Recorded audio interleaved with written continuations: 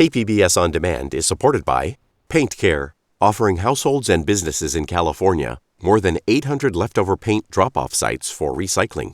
Quantities of 100-plus gallons of paint may qualify for a large volume pickup. Learn more at paintcare.org.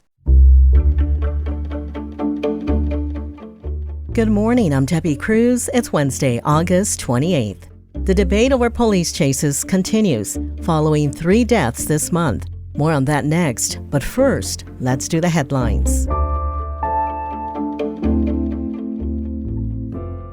Local leaders are joining calls to add warning labels on social media platforms. County supervisors passed a resolution calling for social media warning labels in a 3-2 vote yesterday. It comes after U.S. Surgeon General Dr. Vivek Murthy issued an advisory on the effect social media has on the mental health of young people. The resolution directs county litigators to explore legal actions against social media companies for their addictive algorithms. This week's weather has been pretty calm, and starting today, temperatures will drop just a couple degrees in most areas. The National Weather Service says we can still expect normal temps for this time of year. Today in the inland areas, temps will drop into the low 80s, and by the coast and in the mountains, it'll be in the mid-70s. But in the deserts, it's quite the opposite. Temps will be increasing, and it's expected to reach 108 degrees. The 45th annual Holiday Bowl date is set. It will be on Friday, December 27th at Snapdragon Stadium. It's the first time the game will be held at Snapdragon, the home field of the Wave soccer team. The Holiday Bowl was played at Petco Park the last 2 years. The game will match top teams from Atlantic Coast Conference against current and former teams from the Pac-12. Last year, USC defeated Louisville, and there were more than 35,000 fans in the stands. Tickets for this year's game will go on sale to the general public next month. You can visit holidaybowl.com for more details. From KPBS, you're listening to San Diego News Now. Stay with me for more of the local news you need. KPBS On Demand is supported by Fleet Science Center's newest exhibit, Survival of the Slowest. See firsthand how nature's smallest, slowest, and weakest creatures can not only survive, but thrive in the wild. Open May 24th through September 1st. Learn more at fleetscience.org.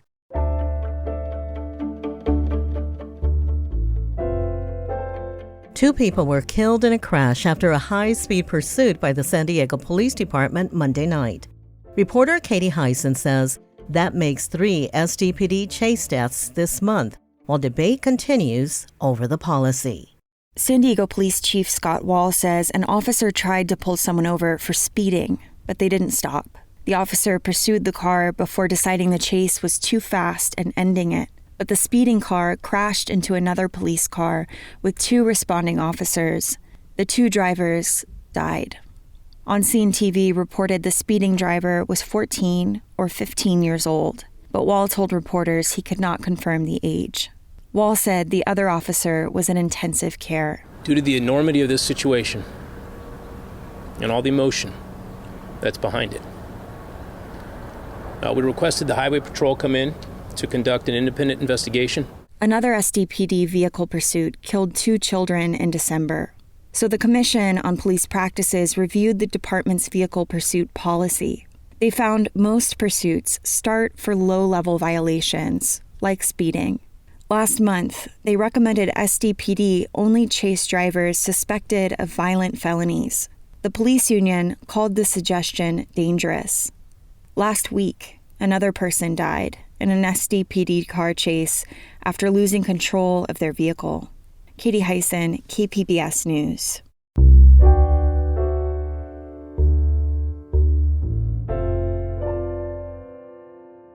The county has a new tool to help people find affordable housing. Reporter Katie Anasta says applications for 3 North County developments will open tomorrow. A new interactive map shows the location, contact information, and income limits for affordable housing developments built with county funds. Kelly Salmons with the county's Department of Housing and Community Development says it will help potential residents see some of their options. I think that it'll really help folks to say, oh, maybe there are options in my neighborhood, or maybe there, I would like my kids to go to live in this school district. Maybe there's options for me there. Or, my mother would love to live closer to to my family and her grandkids. Are there options for my mom in this part of town? The County Board of Supervisors is considering requiring new developments in unincorporated areas to include affordable units. This week, they'll discuss how many units would have to be affordable and what incentives could help offset building costs.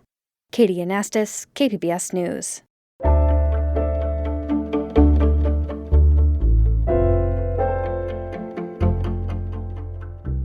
The Olympics may be in our rearview mirror, but the competition is far from over. In fact, the Paralympic Games are now underway. The Paralympics are the biggest international multi-sporting event for athletes with disabilities. One of the events is wheelchair tennis. San Diegan Dana Mathewson is the #1 ranked wheelchair tennis player on Team USA. Paris will be her third Paralympic Games. She spoke to reporter Angie Bowen. So, how does it feel to be returning to the Games this year? You racked up quite the accolades and accomplishments since Tokyo, haven't you? Yeah, it's been a good couple years for me. It's weird that it's only been 3 years because normally it's the four, but with Tokyo getting postponed, this has come up faster than usual. But no, I'm really excited. I think people have asked me recently, like, oh, it's your third games. Does the excitement level wear off, or does it just kind of feel like old hat to you now? And absolutely not.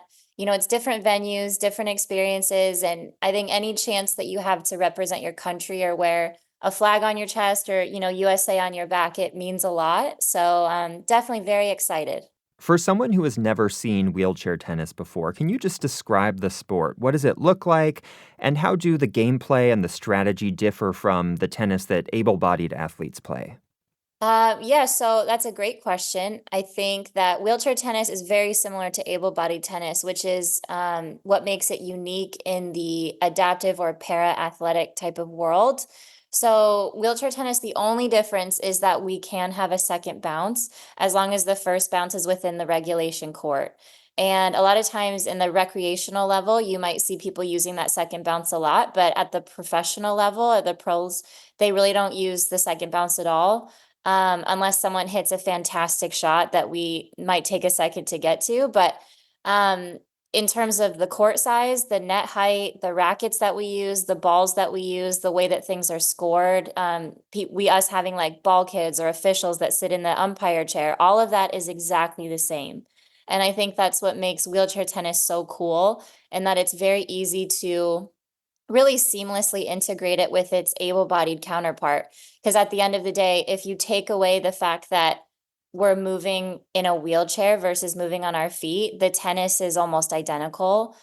We might not have quite as much power on a serve or in some of our ground strokes just because we're not using our legs the same way that an able-bodied person would. But in terms of how I hit a forehand, how I hit a serve, volley, all of that, the strategy is tennis is tennis at the end of the day. Really, the only difference is that I'm moving around the court using a wheelchair. That's it.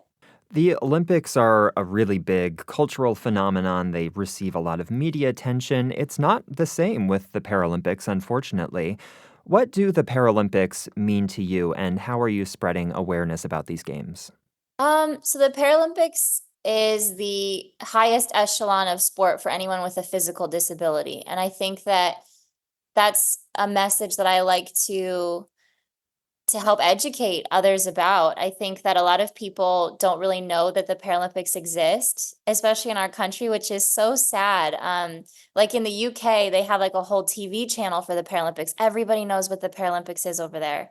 I've lived over there for a few years when I was studying, and anytime I had my tennis stuff, people would come up to me and be like, "Do you play at Wimbledon? Are you in the Paralympics?" Like everyone knew about it. And in the States, for some reason, that's not the case. And so I think I like to try to educate like what the Paralympics is, the fact that the para in Paralympics actually stands for parallel instead of paraplegic. A lot of people think that's what it means, but it stands for parallel because we run parallel to the Olympic Games. It means a lot to me. It's been an event that has allowed me to represent my country, which is something that not many people can say that they've done. And so I think although the Paralympics is not yet as widely recognized as the Olympics, I think that it's on its way. I think I've seen a lot of growth in terms of recognition when a country hosts the games.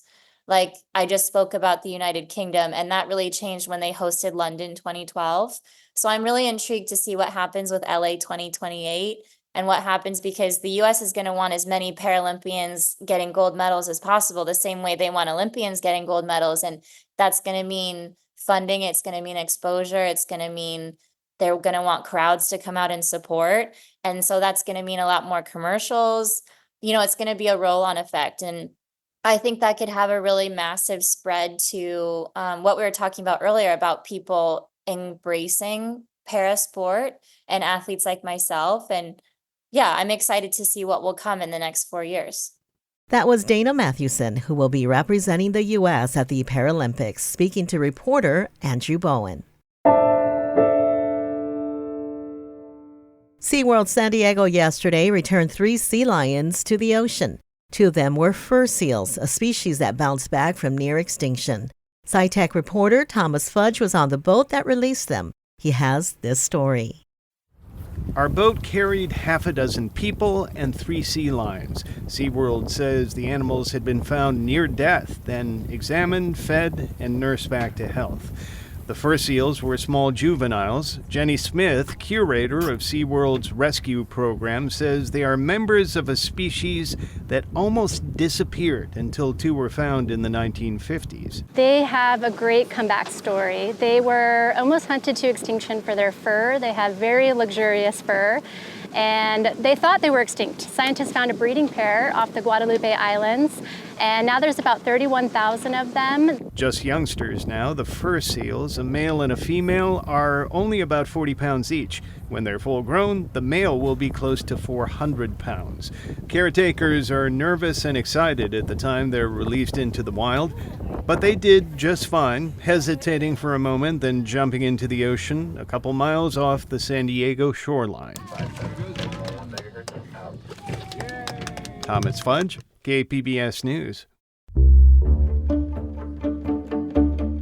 That's it for the podcast today. As always, you can find more San Diego news online at kpbs.org. Join us again tomorrow for the day's top stories. I'm Teppy Cruz. Thanks for listening and have a great Wednesday.